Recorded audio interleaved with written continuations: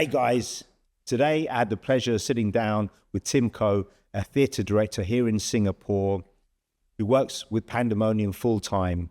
It was such an interesting story because I recently went to the gala night of his production, Adult's House, which was fantastic, by the way, if you had the chance to watch it. We unpack his story, how he grew up and then moved to New York, where he studied at NYU before working off-Broadway. And then, of course, COVID happened. Such an interesting journey. We talk about his love for the arts, his love for theatre, and I hope you enjoy the chat as much as I did. Thanks, Tim. Cheers. Hi, Tim. Hi. How you doing? I'm all right. Thanks for making the trip, man. Thank you, of course. Well, congratulations on your latest production. Thank you. I went gala night. It was amazing. Thanks. Yeah, it was a whole huge experience, but I loved it. It was great. Have you done anything at the Victoria Theatre before?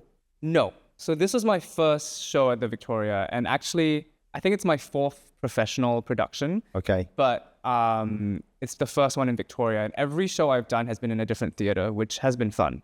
Every like new main stage show I've done. But that one's special. Yeah. Because it's got the balance of old and new. Yeah.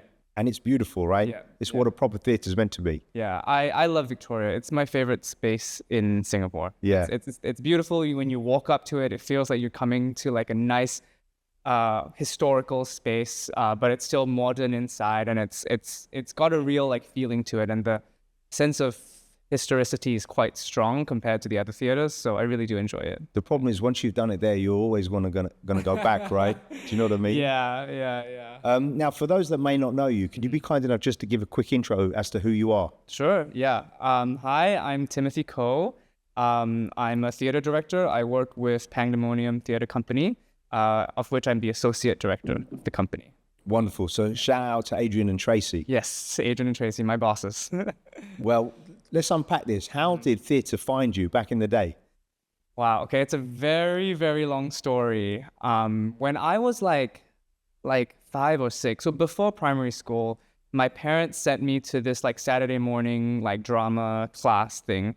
It was of a school that no longer exists. It's called Drama Plus Arts. Okay. And we'd go every Saturday morning, and it would be like, you'd play drama games, you would do some acting exercises. But did you ask to go to that, or your parents? No, it was just part of like my parents as being like, let's try different things. So we went for like tennis. Okay. We did swimming. So drama was one of them. We did a bunch of like random small things when we were younger, just to see what hit. If there was anything of interest. Yeah. And so it started there.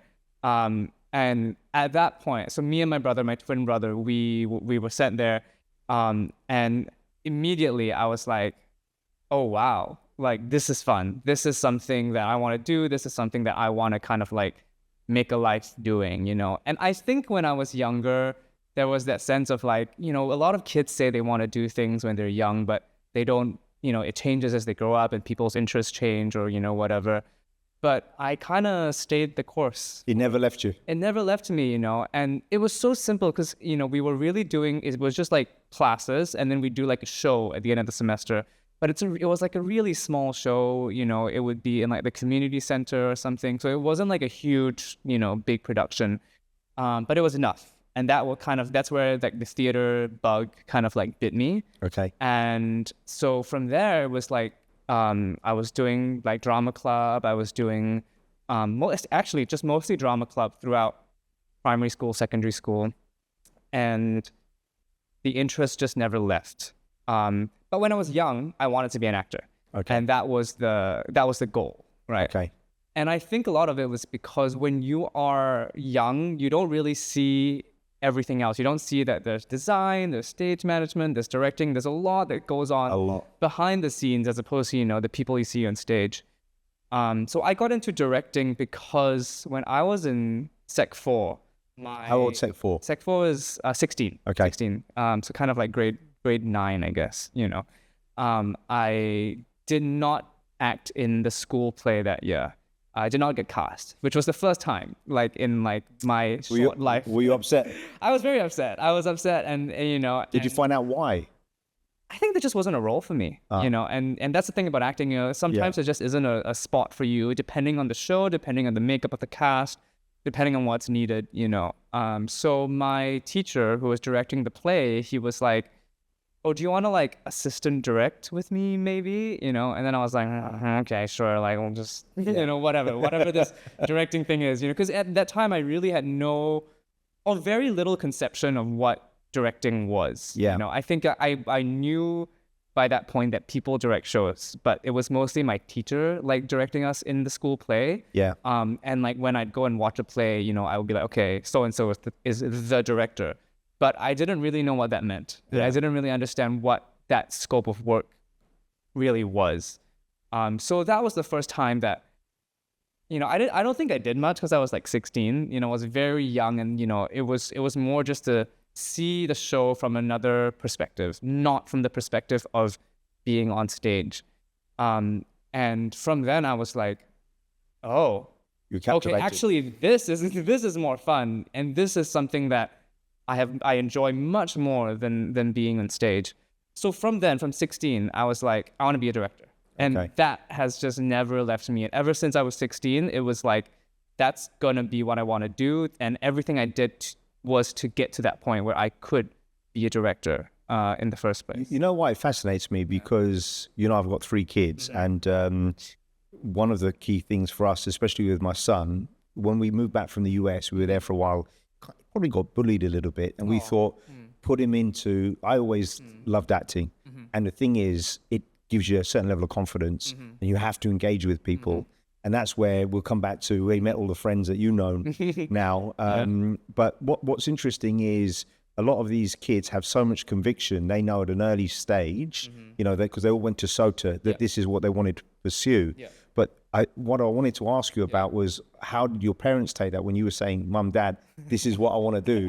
You know, were they very Asian parents at the time? Said, well, hold on, you know, let's assess this. Yeah, actually, they were very supportive, and from the beginning, it was, you know, so even when I was like, you know, 7, 8, saying I want to be an actor, you know, they'd be like, sure, let's send you to more like, you know, drama classes, you know, get involved in whatever. And so there was never like a sense of, oh, you shouldn't be doing this, you know, or like, you know, I think you should try to be a lawyer instead. You know, there was never any of that, at least from the parents' side. They were very supportive. And I think my mom and dad, they really believed that if you've got a passion for something, you shouldn't extinguish it.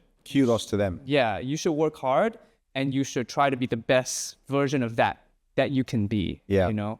And so I really, you know, I would not have been able to accomplish anything without their support, because especially in school, you know, from the school I went to, it was a lot of lawyers, a lot of doctors, you know, and which is, you know, nothing wrong, you know, but in the school system, like, people would straight up be like, you know, oh, you shouldn't pursue the arts, you know, it's not worth it. Yeah. You know, I had teachers tell me like, oh, you know, like, you know, you're not going to make any money, you're not going to get anywhere, you know, so there's a lot of that from the school side of things, you know. Yeah. I had a few teachers that were very supportive and that were kind of willing to kind of like mentor me through that, but the larger system was not very supportive of the arts. And if you're then on the fence, it's easy to sway someone where, you know, that encouragement might mean a lot. I mean, shout out to your dad, Kokam, because he and I are dear friends. And it's so funny because you and I are connected in so many different ways, which is why we've come to meet today. Then what happened? So what did you do at A-levels? I did IB. Oh, you did so IB? I was in ACS, and we did IB program in ACS. And so, but I didn't do theater as like a subject. Oh, you didn't? No, because they didn't offer it, or I couldn't do it as a HL subject, like a higher level. It had to be standard level. And then if I did that, I would have to do like math or something. And then I didn't want to do math. And I was like, So I just did humanities. So it's like English, history, and geography for my higher level subjects. And it's interesting because your siblings do something completely different, right? Yeah. So what do they do? Yeah, my sister is a doctor, and my brother works in HR. So we're all kind of like very different, very all over the place. That's what I've learned with my 3 kids. Each one's very, you know, unique. Yeah. So you finish IB, and the bug is still bitten you. You go to the US to study. Yeah. Well, you go to the army first. Actually, so I was in the army. Okay. And then I finished national service in like December. Okay. So then college starts in like August, September, the following year. So I had like 6-7 months to kill. Okay. And that's when I wrote into Pandemonium. This is a very important part of the journey. This is a very important part. And I emailed them like I think 3 or 4 months before I finished my national service. And I said, hey, I'm Tim. I would like to intern with you. I admire your company. Because at that point, I had watched quite a few of their shows. And I was a huge fan of Adrian and Tracy. I was a huge fan of their work. And I just really wanted to work with them. And if there was an opportunity, but it was really just like a shot in the dark. Just be like, if you have any opening, any internship, I'll do whatever, And so after national service, before uni, it was working with them for 6 months. And it was an internship. I did ticketing at first. Had they done an internship at that point? They did. They had a few interns, but it wasn't like, I can't remember if it was like advertised or whatever, but all I know is that I just wrote into like the admin email account and that's how it got picked up. But by the way, that's very important because a lot of people don't have the courage to do that. Yeah. And if you're lucky and it lands on the right desk and, people like Adrian and Tracy are kind enough to receive it well, it changes the course of your life. Absolutely. And that was probably the most consequential email of my life. Yeah. I wish I could go and pull it up and see what I said, but you haven't found it? I used to have a Yahoo account. Yeah, me too, and it's gone, right? And it's all gone. If you don't log in for 2 years, so everything from my Yahoo is gone. So I can't ask them if they have it. You should take it out, print it if they had it, and frame it. They might, man. You never know because they probably had a work account. Yeah, it was. Yeah, probably. Yeah. So then they said, okay, come and do this 6 months. Yeah. And tell me about your university applications. Where were you applying to, and what were you looking to study? Because the US is different. Yeah. It's a generic program to begin with. Yeah. So I was applying during my national service. So by the time I worked with Pandemonium, I had already gotten into NYU. Okay. I actually applied to the UK and the US. I applied to both. Where did you apply in the UK? In the UK, I applied for English. And it was kind of, because there's not much opportunity as a young director there's no really like directing BA for theater in the UK. Or it's very rare. It's not really with like the big schools. So I applied for English to like Durham, Cambridge, St. Andrews, Edinburgh, UCL. I think those were the 5. Good memory. Good yeah. memory.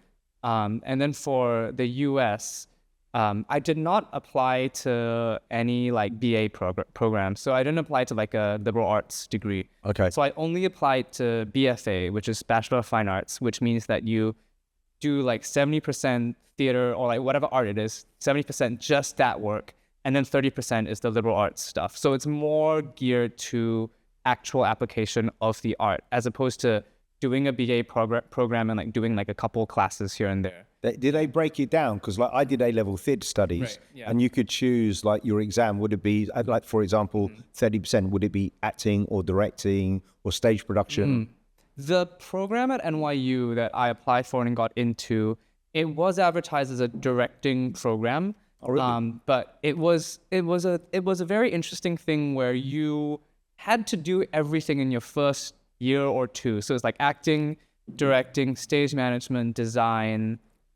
Which makes sense. But yeah, you're learning ground up. Yeah, so they kind of give you a whole thing for the first year, and then the second year you do more directing and less of everything, and then by third and fourth year you're just doing like one show a year. That's one show a semester. That's your kind of project for the semester. Okay. And all the other work would be around what that is. So you take classes, about like working with designers. You take classes where you kind of like talk to your mentor about like how to handle actors, how to and talk to other directors about their process. Have you got any writers from actors where they tell you what they want and don't want?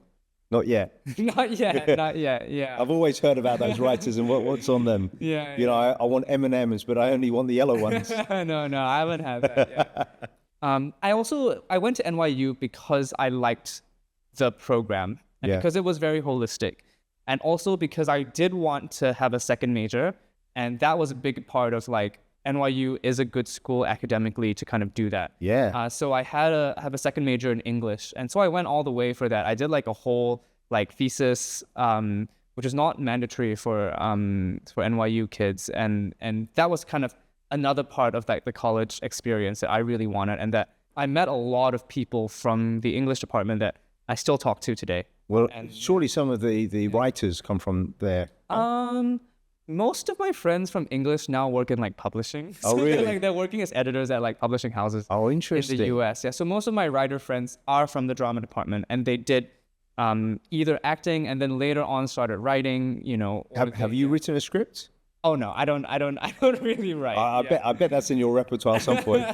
Maybe someday. You never maybe know. Someday, yeah. But And right now, no. did you go in? Because I remember when I was studying theatre studies, we had to learn Stanislavski, Yep. right? Yep. Brecht, Yep. Ibsen, Chekhov. Was that the staple for you as well? Yes, largely. I mean, the acting that they taught us was very Stanislavski based. Okay. But it's kind of like an Americanized Version Stanislavski, of you know, so it's slightly different, you know, Yeah. but it's, if you track it, it goes all the way back to Stanislavski. And, you know, you can get really nerdy about it because in the US, there's like maybe like 3 or 4 acting schools like that they're traditional. Stanislavski-based Yeah. traditions, but they're all slightly different. So I got like one of them. you Okay. know. And I vaguely know the others because just by osmosis and by talking to other people. But to me, like, I try not to over-intellectualize the acting kind of process. I try to make it Good. like, what is it about? What is Yeah. the thing about? What are you doing? What are you trying to say? Why are you saying this? You know, that's 90% of the battle to me. Well, I remember watching an interview with Anthony Hopkins, and he is president or was president of the Tommy Cooper Society, which is a British comedian. You wouldn't put this great actor with this kind of comedy, you wouldn't think it. And they said, what do you think about Daniel Day-Lewis and his method acting? And, you know, going in, when Last of the Mohicans is going into the jungle for 6 months, he said, look, that's great for him, but, you know, that's why they call it bloody acting. But he was taking the piss because he said, Yeah. I was Hannibal Lecter. Yeah. So what was I going to do in terms of method acting? Do you know what I mean? But it's so interesting. So, okay, so you're there, you're NYU, you're wrapping up. Now, when you're thinking, okay, am I going to stay on and work here, come back? Because Singapore at the time, there's not a lot of business. What was your thought process and how did this whole process come about?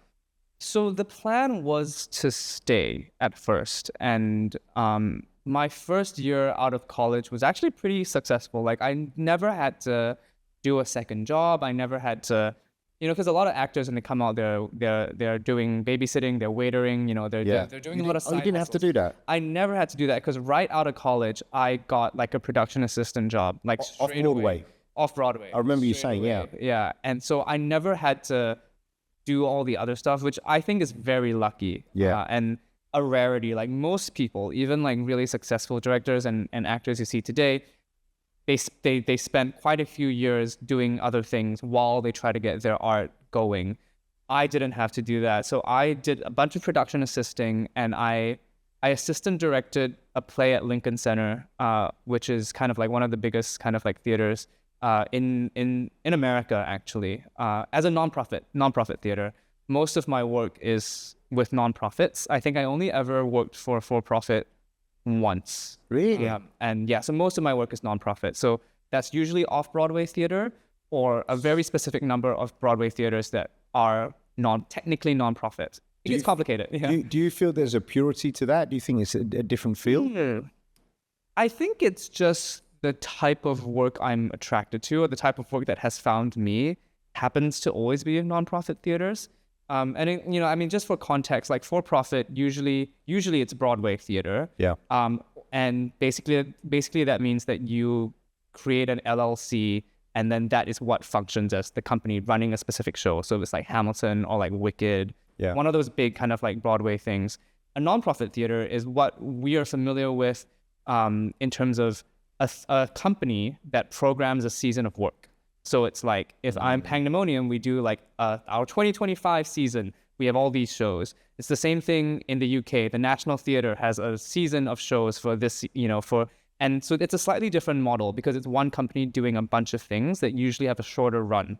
And as a nonprofit, you know, in the US, they call it 501c3. You know, you're kind of tax-free, and if you can donate to the company, you'd give people a tax deduction, you know, that kind of thing, which doesn't happen for something like Hamilton or Wicked, which, you know, you don't donate to them because they're commercial. Yeah, they're a commercial entity. So it's quite financially different as a model, even if the art can be, in theory, the same. Have you had a chance to spend much time at the National Theatre in London? I have not. I've only been to London twice. Oh, actually. man. Yeah, so, you know, it's like, because I got a student discount, obviously, at the time. Right. And I was going at least 2 times a month because there were like four or 5 plays on at all times. Yeah.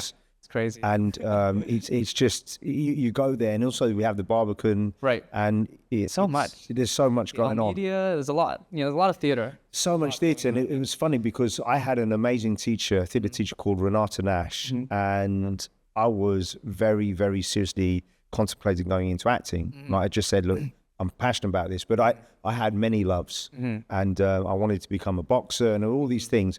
And she was very kind. She sat down and she talked about the financial aspect, but she put me off in this one conversation because she got me to meet a lot of actors at the National Theatre, and she said, look, you're going to be acting in one show. This is how much you're going to be earning. And I did the maths, and at the time I was earning like only about £4.50 an hour. Right. But I worked at least that was regular work. Right. So she said, no, you're going to have to be auditioning the whole time. Yeah. And she said, look, Paul, you're short. You're Chinese. Well, I'm half Chinese. You're okay looking. You can't sing. You can barely dance. I just don't know if you're going to cut it. Right. And listen, I don't normally listen to those, but it was the financial aspect that really put me off. And I think if you really love it, you have to have such a passion that overrides everything. But I think that's where, as a parent, you need to support your kids as well. Yeah, no, absolutely.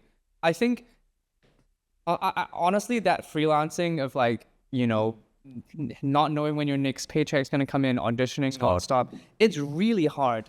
And in my position now at Pandemonium, I'm full time. Yeah. Right? So I get CPF, I get health insurance, so I don't have to worry about that, which is well, that a privilege. Tell everyone how unusual that is in Singapore, because it's non-existent, right? It's virtually non-existent. Or like most of the people who have that kind of positions as directors are in their 50s and 60s. Like which is the Adrian's age, Tracy's age of kind of like directors. How did that deal get structured? Was it done when you were finishing uni? When did they talk to you about that? Oh yeah, so I was coming out of uni and I was working nonstop. Didn't have to do a side hustle. Wasn't making a lot, but it was enough to kind of like get by and like survive. I graduated in 2019, so I had 9 months of work in the New York theater scene, and then everything shut down. Oh, no. And I was actually on a show at that. I was production assisting a show at the time. And I remember that day very well where like, I think it was like 1 o'clock in the afternoon, 2 o'clock. And like my stage manager, she calls me and she's like, hey, Tim, have you left your apartment yet? I'm like, no, but I'm about to. And she's like, don't leave. And I'm like, why? Yeah, crazy. And she's like, all the producers in New York right now are in one meeting.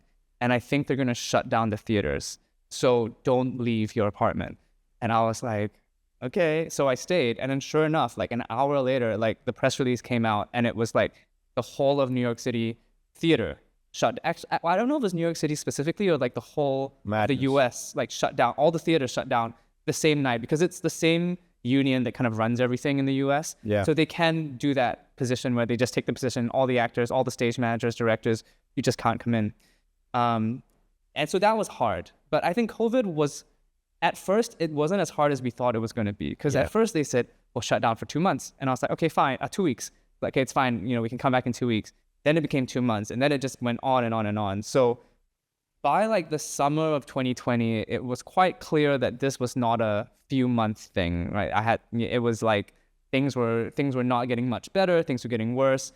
And I wasn't making any money. And I couldn't just kind of hop into like another non-theater job because the way that the kind of visa system works, there's restrictions. Have to do work in regards to like what you graduated in, what you worked in. So in the summer of 2020, I came back, and that was a tough decision, but I think it was the right decision because they didn't open up the theaters in the U.S. until like winter 2021. It was like a much longer, much further down the road, and I didn't have the time or the energy to just kind of like hang around New York. All my American friends had gone back home. Yeah. The city it was surreal. The city was empty. Crazy times, man. No one around. And so I came back in 2020 in the middle of the year, and I actually did a couple other jobs. So I worked as like a producer for like a kind of like a production house. So we do like ads for like companies and stuff like that. So I did that for a while. I worked as like a copy editor for like a health insurance company for a while. So I did a couple of random things just to not sit on my, because I can't like not do things. Right. And if there was no theater, then I had to kind of find something else to do. But But that was a really low point. And I would say like lowest point of my 20s for sure, if not like my life, because it felt like I had worked so hard and, you know, I had done all my internships and things were going well post-graduation, which is so rare. Most of my friends had not yet gotten to that point. And then I was a foreigner in the US and still it was working. Yeah. And so it was a really, really low point for me. And I don't wish that on my worst enemy. Like it was terrible. Yeah. But so around, I guess like the start of 21, then I get a call from Tracy and Adrian. And then they're like, hey, we heard you're in town. Like, do you want to come and get coffee with us? You know, so that's how I started. And then they were like, we heard you're back, you know, do you want to kind of come in? At first it was like contract work. So I was like assistant directing a thing. I was directing their youth program. And then as the months went on, they were like, do you want to come on full time with us? Do you want to direct like a main stage? And then so that's kind of how everything kind of happened. Yeah. So, I mean, that was pure luck. Well, what a blessing that they responded to your email and that you met them, because they've shaped so much in your career. Absolutely. Did you ever think about doing movies or TV shows, or was it always theatre been your first and only love? I was thinking about this recently because I don't know if you know, like Denzel Washington is currently doing Othello like on Broadway. Guess who wants to go? I want to go because Jake Gyllenhaal was in it. You see, I'm up to date. See, most people don't know. I'd fly to New York just for a weekend to watch them. Because I think that's his best stage show. Yeah. And I think there was an interviewer asking him. The interviewer asked him something like, this season in theater, there's a lot of Hollywood actors on stage, and he's asking why is that so. And Denzel Washington said something really interesting. He said, I'm not a Hollywood actor, I'm a stage actor who does films on occasion. Yes. And so to me, theater is always going to be my first love. It's always going to be my home base. It's always going to be where I feel the most comfortable. It's the community, it's the industry, it's the people that I love, the people that I grew up with and that have shaped me as a career.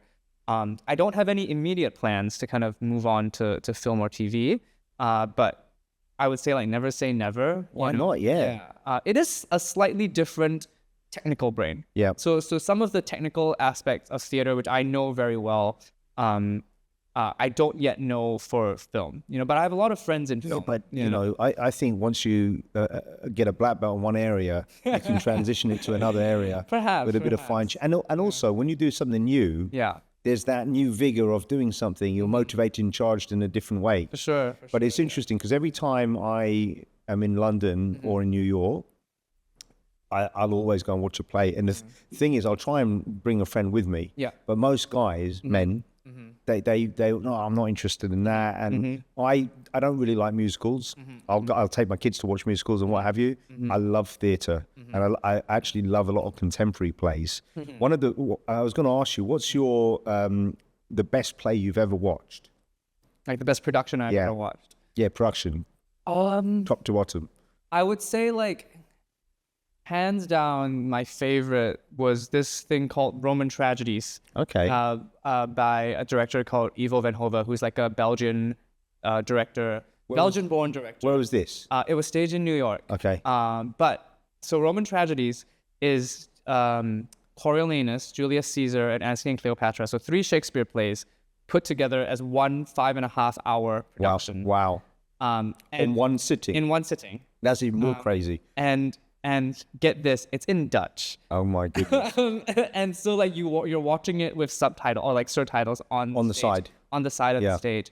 But that was, oh my God, that was really quite riveting and quite it pulled you in, did it? Impactful for me. Yeah. And I thought it was a real crazy interpretation of Shakespeare, and like watching Shakespeare in another language. You know what? Because it's like Roman tragedy. It's like Roman history, kind of history, you know, made up Roman history, somewhat historical Roman stories done by like an English guy, translated to Dutch, performed in New York. You know, it was just so like, I couldn't wrap my head around. It's just pulling you around. Yeah. I guess it's like, you know, whenever, I don't know if you've ever watched a couple of operas, but when you go there and you don't understand the language. But like I was in the Met and I watched an opera and it was like, wow, this just blew me away.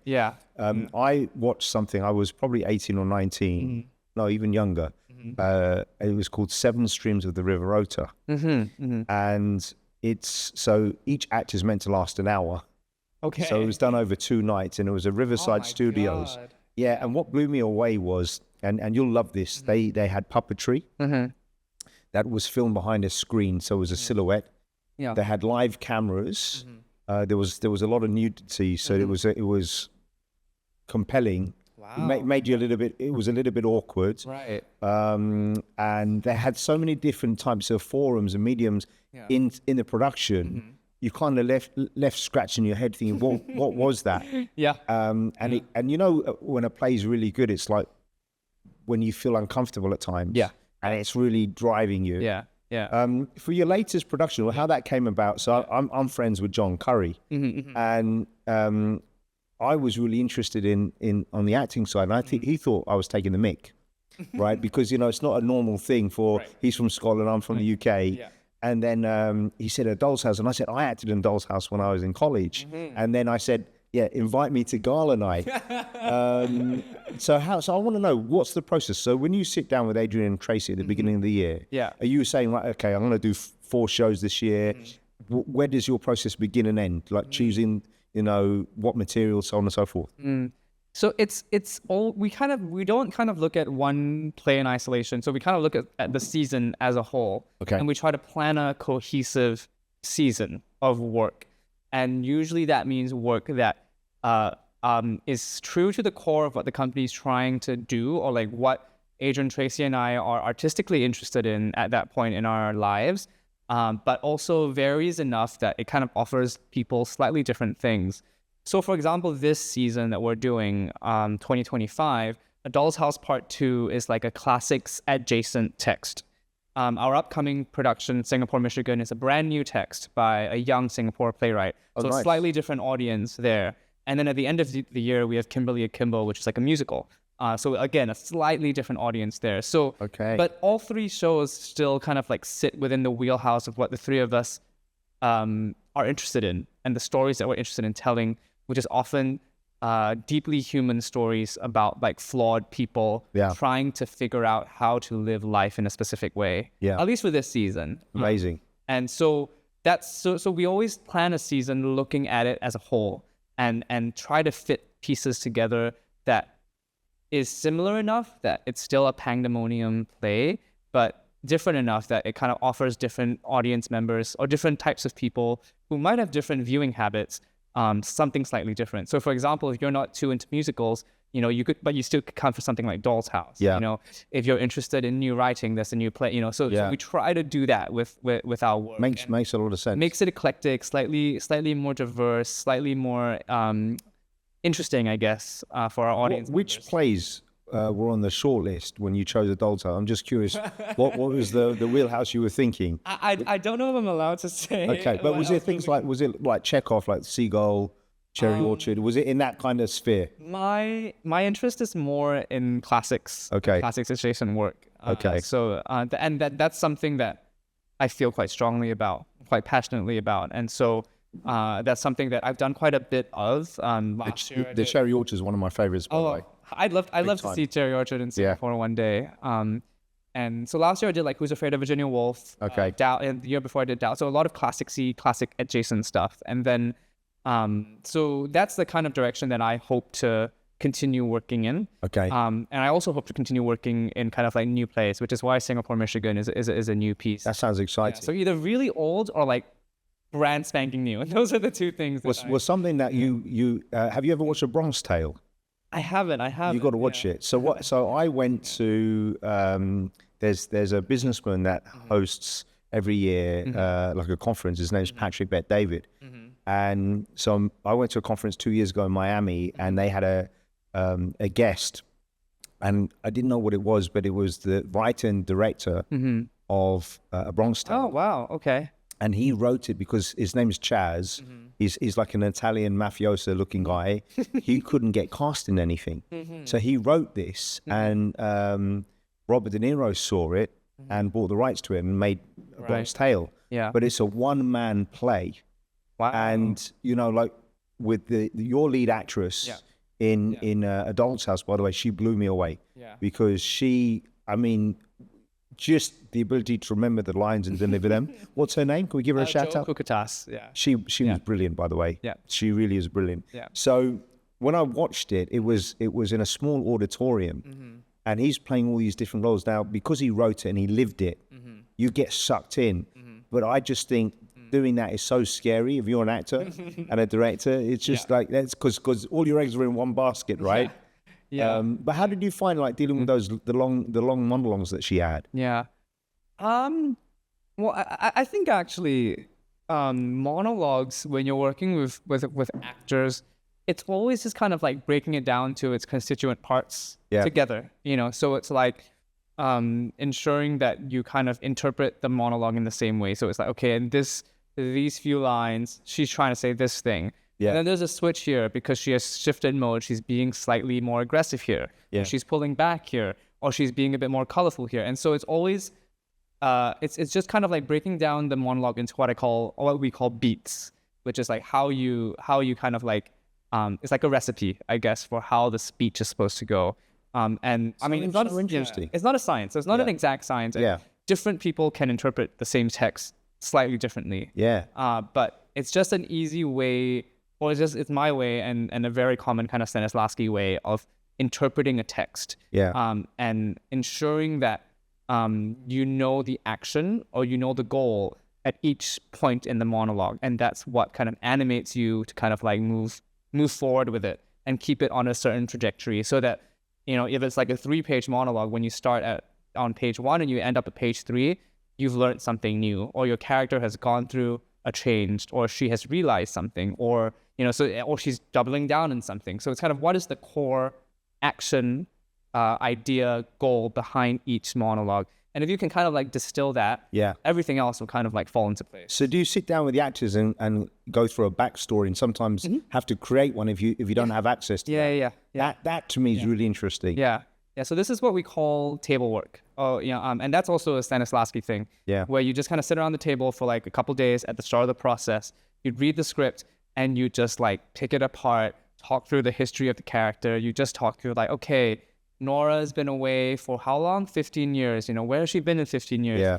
What were the first 2 years like? What was the years after that like? When did she become famous? When, you know, what is the journey that... How many lovers did she have? What were their names? All those things. And that kind of really helps actors kind of just create a life and create something that is textured and colorful.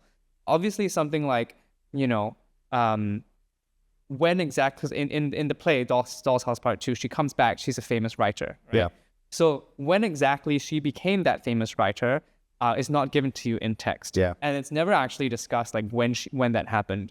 But that was helpful for Jo and I, because then she could remember or draw upon the kind of creation of memory to inform the character. So there's a lot of things that isn't actually said or done on stage, but you talk about and prepare for, so that if your character is facing a moment, you can think about, right, because it took me X amount of years to get to this point, I'll feel like this, I'll feel like Y. Yeah. And so that's a kind of really important part of my process, and most directors, I would say, we do like a small table work thing. You know what's interesting is when I first started doing my theatre, because I did drama as a GCSE and then theatre studies, and then this was in the UK. In the UK, it was like one of the questions I remember in the exam was, what's the difference between a monologue and a soliloquy? And it was going down all these different things, and I was just thinking, look, at the heart of it, they make acting seem the rhetoric so complex.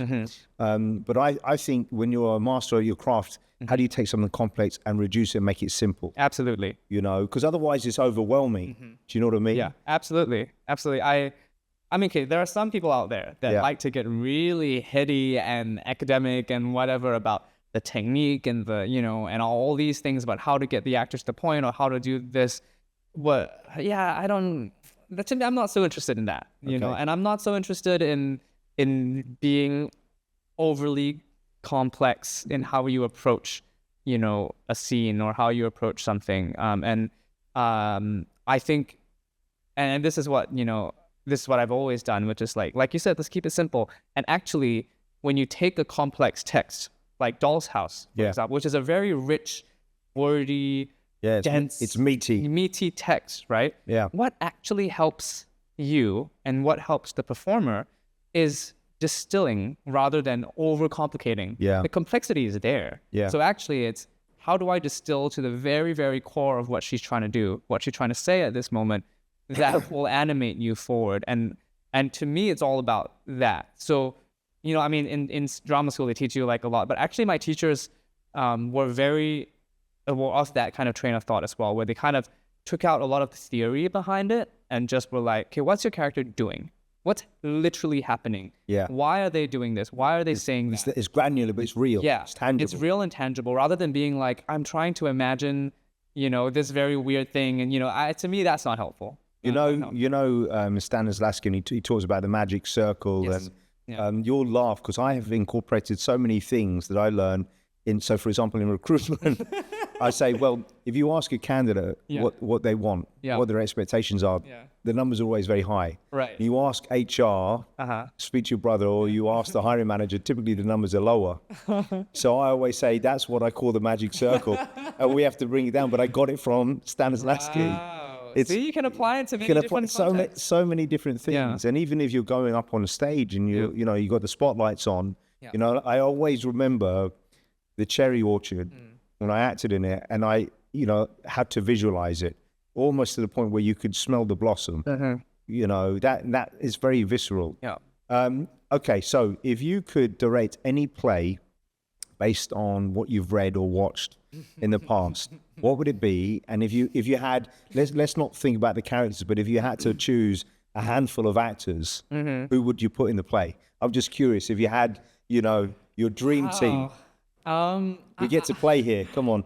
I think my dreams are pretty close to coming true. Right Oh, now. baby. So I think there are some things that I might not be able to might not be able to say in terms of like that. Okay. Yeah, because I mean I'm very lucky. You know, I'm 31 and I've gotten to direct so much. You know, and, amazing. And so a lot of the plays that I was dreaming of like 10 years ago, when I was young, I've already gotten to do, you know, or I'm getting to do in the very near future. So, I think I should keep that one quiet. Keep mum on this one. But like, so for example, if you got the opportunity, you'd fly back to watch Denzel and Jacob. Sure.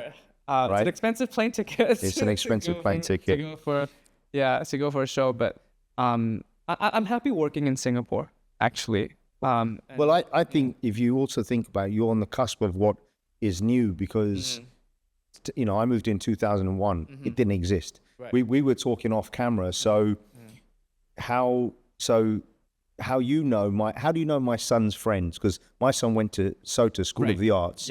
Yeah. Tell us about that project. Right. So as part of my job with Pandemonium, I run this thing called the Very Youthful Company, which is like our kind of youth wing. So every year we'd audition kids, then I take in some of them, and then we'd like do a play together. And that's part of me trying to give back to the young ones and kind of give young ones the opportunities that I didn't have when I was their age.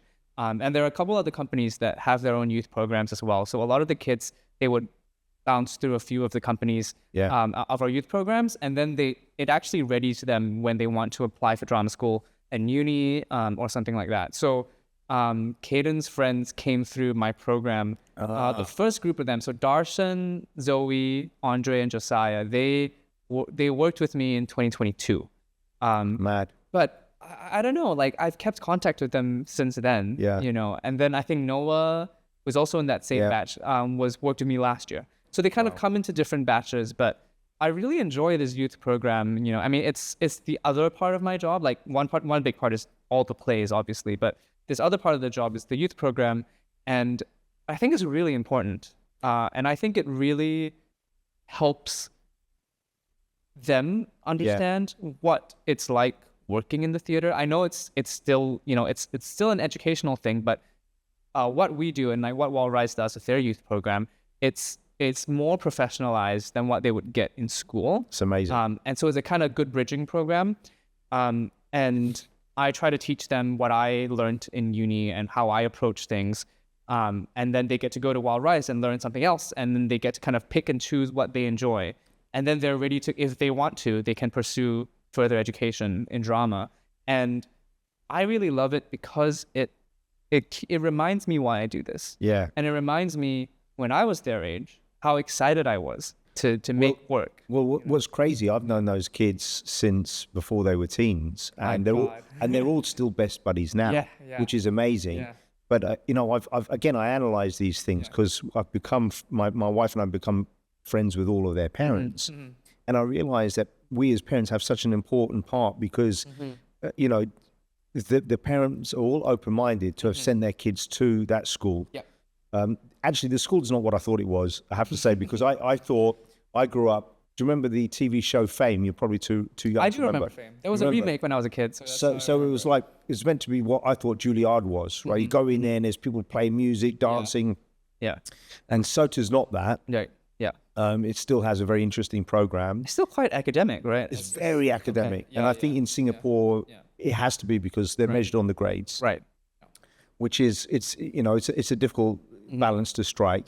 But those kids, they're all such wonderful kids, and they're outgoing, and it's an interesting one because even with my son's journey, he wants to be behind the lens, which is great. But I just said to him, listen, I think you should still continue to do a bit of acting or do a bit of everything because you get to learn. You know what I mean? And I think if you've done acting, you'll probably be better at directing actors. If you've never done it, it's going to be a little bit more difficult. Talk to us about non-sensitive future things that you're looking to do with, like, are you looking at the 2026 season now? 2026 is actually... It's mapped out already? It's mapped out. So we know what we're doing. We're actually talking about 27 at this point. Really? Yeah. So we kind of... And this is no secret. Every theater has to do it. You kind of have to work almost like 2-3 years ahead. Yeah. Because it's venues, it's rights. You know, there's a lot of work. It's a lot of work. So you kind of have to always have an eye to the future. And the way I look at it, it's like you're kind of cooking a lot of things at one time, right? Yeah. So when Doll's House was going, I was already doing work for Michigan, which was the next play, and already doing work for shows in 26.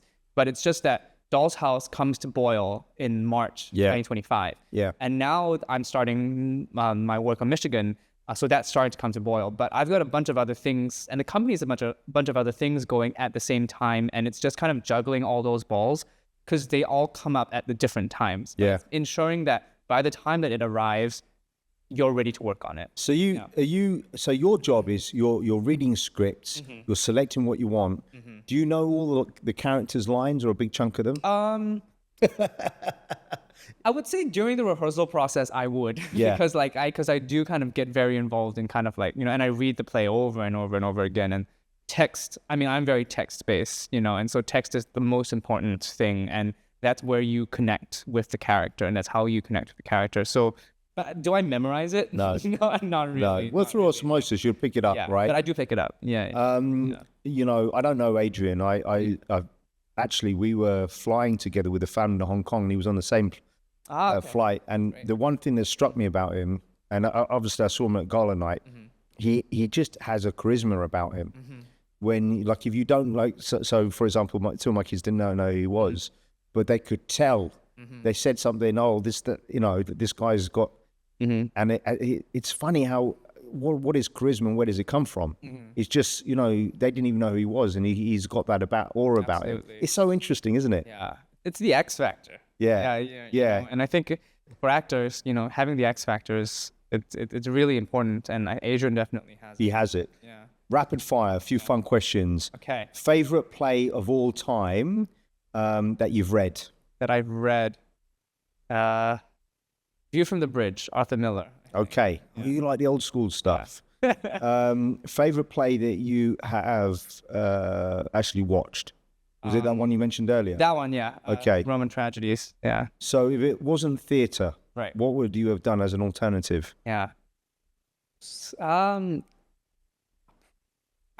Either film, I think, or I'm actually really interested in journalism as well. So I spend a lot of time reading long-form journalism, like Harper's, The New Yorker, N+1. So all these kind of like old school kind of like either like legacy publications or whatever. So that, or I would have gone down the English route and kind of tried to be a professor, I guess. But it's interesting because, you know, why I'm I admire you so much is the conviction to do something where there's a bit of uncertainty a lot. And like, oh, it's not as sure. So in theory, like if you go into banking, as long as you stay the course and you're good at it, you go up a bit each time, you earn more money. In what you're doing, that's not necessarily the case. No. Have you thought about the entrepreneurial side of things? Because the thing is, Adrian Tracy, they put these great shows on, but ultimately they're running a business. They've got to think about the commercial side of things as well. Yeah. Is that something you've been thinking about yet? Yeah, I mean, I do have some hand in that aspect of running the company as well. So we do kind of like look at budgets together. We kind of like plan things together, and I think that is the producer brain side of working and kind of like working in a company that I'm, as the years go on, getting more and more involved in, which I think is important. Running a company, keeping it afloat, I think that's a really big part of. It's huge. And because if that doesn't work, you don't get the shows. Yeah. And so. Tracy especially has a great brain of being able to balance both the numbers side and the artistic side. And often those two kind of come together. Yeah. And one informs the other, and they have to work well together. Well, the other thing is they're a married couple, like working together. There's no way my wife and I could make it work. It'll be divorced after a couple of weeks. No way, she'd beat me up. Yeah. What's your favorite movie that you've ever watched, and what's your favorite scene from a movie? Alien. 1979. The original. Original. Sigourney Weaver. Sigourney Weaver. The when the alien comes out of the chest and kind of explodes out. I rewatched that like last week. But it still holds firm now. It's still. Oh my god. I mean, I could go on about the aliens. It means a lot to me. I mean, those directors also, Ridley Scott, James Cameron. They're amazing. James, one of my favorite movies, or 90% of it, is The Abyss. Yeah. Oh, lovely film. Oh my god. So the thing about that movie, I don't know if you've read this, but Ed, what's his name? Ed, the main actor. Come back to me. Ed Harris. Ed Harris, yes.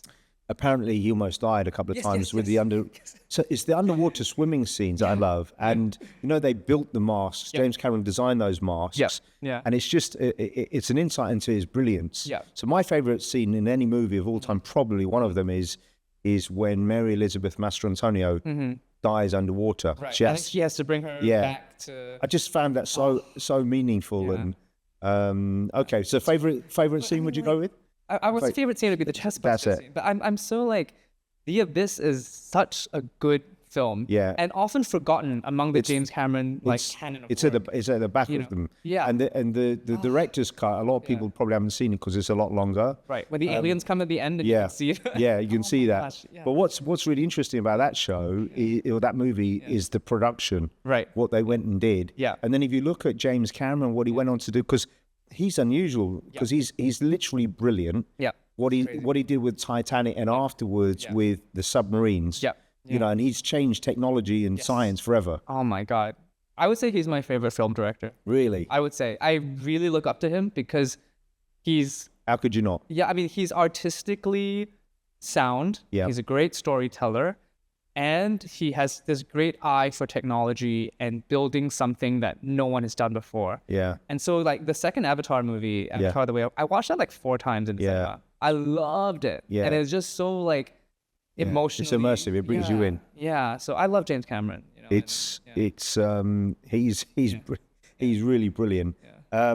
If you had to describe your theatre journey in a single scene or as a metaphor, what would it be? A single scene, like a scene from a movie or a scene like... Either, to describe your journey.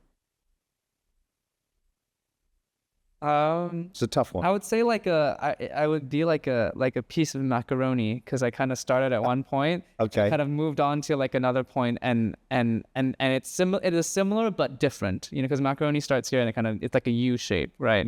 And so it's like started, my first professional experience was with Pang. And then I went on and did so many other things. And then I came back to Pang. And actually, this is where I feel the most comfortable. Yeah. And the most at home. They've believed in you. They've sponsored you. And that loyalty goes a long way. Absolutely. A book or a film that you recently watched or read that really inspired you? Film that I recently watched. I just watched Sinners this week. Oh, was it good? My son wants to watch that. I loved it. It was great. Was it good? Michael B. Jordan, Ryan Coogler. Yeah. Really great, fun. Where did he go about loyalty? Because they acted together in Creed 1 and directed it, right? It's more than 10 years they worked together. So Sinners is what I recently watched. What I recently read, I have you heard of this Spanish author called Javier Marias? No. So he passed away 2-3 years ago, but he's kind of like one of the Spanish authors that kind of came up in like the 80s and the 90s. And he's very popular in Spain, but not well known really outside of it, unless you're in a very specific circle. Yeah. I only got into him a couple years ago, but I recently read his one of his books called All Souls, which is just about being a Spanish professor. Converted into English, I presume. Yes, translated to English. I cannot understand Spanish. And he reminds me of he's kind of like a Spanish Nabokov in a way of his plots are actually quite simple, but it's how he utilizes language that makes it so interesting and fascinating, and how he talks about the world and looks at the world. Yeah. And so Javier Marias is a kind of writer that I'm really hot on right now, and kind of going through kind of his bibliography and just trying to kind of learn more about who he is. You know what I said to Kate, and I don't think he really did this because he didn't have time, but I just said, I think you should watch the top 100 movies that are universally accepted to be great commercial Western movies. Oh, absolutely. Yeah. But then on top of that, go and watch a bunch of international movies. Oh, yeah. Because when you look at, there are so many movies that we know the Western version of it. Absolutely. But it's based off, for example, an Asian movie. What's the most challenging role or play that you've taken on thus far? Most challenging role or play I've done? I think Doll's House is a huge challenge. I know maybe recency about this, but I think Doll's House is a huge challenge for me because it really demanded a lot of it really demanded an interpretive heft. Yeah. Because it didn't really give you any easy answers. Yeah. You know? And I mean, I like the plays that don't have easy answers, but this one really didn't have any easy answers. And so I think that was the most challenging. And I love the stage setup as well. Yeah. Because it was very simple, but it brought you there. Yeah. It was very elegant. And I don't know if you're even, I'm sure you are, but on opening night, you don't know who's going to turn up because Piyush Gupta was right there in front of me with his wife, and there was a who's who there. So when you see that, are you thinking, oh man, you just don't think about it, just let's rock and roll? Yeah, I think when it's opening night, it's rock and roll. So well, you didn't seem overly nervous. You were enjoying yourself. Yeah, I'm all right. I'm good. I mean, I've done a lot of galas at this point, so. I quite enjoy it. I think it's fun, and it's the part of the process that you get to enjoy. Yeah. And talk to people and lean into it, right? Yeah. So I enjoy gala nights. What's something about your creative process that might surprise people? Something that might surprise people. I think that I mean, we've talked about this here and there, but I think that I'm informed a lot by things that are not theater, and that really informs my theater, and not just film, which is kind of the obvious one, or novels, which is why actually I spend a lot of time, we were talking about journalism just now. I read a lot of journalism because I think literary journalism is a lot of storytelling. Yeah. Right. And so in every kind of all the art that I watch and do, and recently I've been watching a lot more dance as well. Okay. I try to kind of watch as widely and read as widely as I can. Because you never know when something's going to come up that might actually help you, a perspective that might help you, 100%. Something that might, and I think a lot of theater, and I think this is true, that, if you're a good director or a good performer, being curious about other works of art, or even not art, just other parts of the world, what's happening everywhere else, I think it's super important. It's so important. So I took my two daughters who were aged 15 and 9 at the time, last summer to New York in June. And I don't know if you remember the TV show, the recent one, The Flash, the Arrow Flash, and the lead actor from, he was starring, I think it's called The Elephant's Tail or something like that. And one of my closest friends who's a coach, a performance coach of my business, was a British gymnast, so 2-time Commonwealth gold medalist.